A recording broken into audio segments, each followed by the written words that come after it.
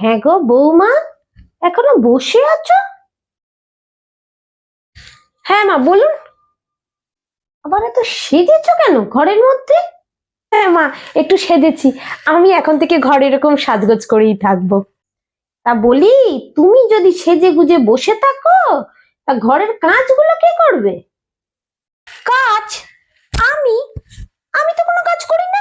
সকালেও তো ঘর থেকে বেরোলে না, রাতের রান্নাগুলো কে করবে শুনি? তুমি যদি এরকম সারাক্ষণ বসে থাকো। নো, আপনি তো গতকাল দুপুরবেলা ছাদ থেকে দাঁড়িয়ে দাঁড়িয়ে পাশের বাড়ির বৌদিকে বলছিলেন যে আমার বৌমা কোনো কাজ করে না, সারা দিন শুয়ে থাকে, সাজে, বেরিয়ে যায়, ফোন দেখে, আর নতুবা বাপের বাড়ির লোকের সাথে কানে হেডফোন দিয়ে গল্প করে। তাই আমি আজ থেকে ঠিক করেছি যে কানে হেডফোন লাগিয়ে সেজে গুজে ঘরে বসে ফোনই দেখবো। তুমি আমার সাথে এইভাবে কথা বলছো বৌমা, আমার খুব খারাপ লাগলো বৌমা। আমি একটা বয়স্ক মানুষ, তুমি কিনা আমার সাথে এইভাবে কথা বলো? ছি। আজ আমি উঁচু গলায় কথা বলেছি বলে আপনার খুব খারাপ লেগেছে মা, তাহলে আমি সত্যিই সরি। কিন্তু কাল আমারও খুব খারাপ লাগছিল মা, যখন আমি ঘরে বসে শুনছিলাম সারাদিন এত কাজ করার পরেও আপনি পাশের বাড়ির বৌদিকে বলছিলেন আমাদের বাড়ির বৌমা কোনো কাজ করে না, সারাদিন সাজাগোজা করে, ঘুরে বেড়ায়, বাপের বাড়ির লোকের সাথে গল্প করে, আর শুধু ভুল করে, এটা করতে পারে না, ওটা করতে পারে না। আসলে মা কি বলুন তো, আমি সত্যিই হয়তো সাজগোজ করি, ঘুরে বেড়াই, পছন্দ করি, কিন্তু তার মানে এটা নয় যে আমি কাজ করতে চাই না। আমিও চাই কাজ করতে, হয়তো সেটা সবসময় পারফেক্ট হয় না।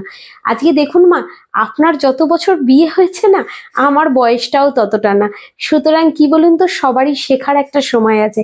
আপনি যদি বৌদিকে, মানে পাশের বাড়ির যে বৌদিকে, আমার নামে এই কথাগুলো না বলে যদি ঘরে বসে আমাকে সেই কাজগুলোই একটু হাতে ধরে এক দুদিন শিখিয়ে দেন না, পরদিন থেকে দেখবেন ওই কাজগুলো একদম পারফেক্ট হচ্ছে, কোনো ভুলও হচ্ছে না, আর আপনাকেও আর পরের বাড়িতে আমার নিন্দে করতে হচ্ছে না। তাতে সংসারেও শান্তি থাকবে, আমাদের মধ্যেও বন্ডিংটা বাড়বে। ঠিকই বলেছো, আমি এত চিন্তা করে কিছু বলিনি, আমার বলাটা উচিত হয়নি। সত্যিই তো, তুমি ছোট মানুষ, তোমাকে একটু শিখিয়ে পড়িয়ে না দিলে তুমি জানবেই বা কি করে আমাদের বাড়ির কেমন কাজের দ্বারা। ঠিক আছে বৌমা, ঠিক আছে, আমি এবার থেকে তোমাকে সব শিখিয়ে দেবো। ঠিক আছে, তোমার উঠতে হবে না, রাতের রান্নাটা আমিই করে নিচ্ছি আজকে।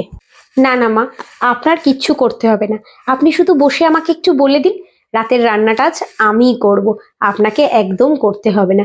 আপনি বুঝতে পেরেছেন, এটাই আমার ভালো লাগলো। তাই কাউকে কষ্ট দেওয়ার আগে প্লিজ একবার ভেবে দেখবেন যে নিজেরও এই কথাগুলো শুনতে ঠিক কতটা কষ্ট হয়, তাহলে দেখবেন আর কোনোদিনও এই কথাগুলো আপনার বলতে ইচ্ছা করবে না। বৌমা, তুমি আজ আমার থেকে বয়সে ছোট হয়েও আমাকে একটা দারুণ শিক্ষা দিলে মা। না মা, আমি নিজের ভুল সত্যিই বুঝতে পেরেছি। চলো, আমরা শাশুড়ি বৌমা মিলেমিশে মা মেয়ে হয়ে আজ থেকে কাজ করব। কোনো নিন্দে মন্দ না, শুধু মিলেমিশে আমরা সংসার করব। চলো মা, চলো।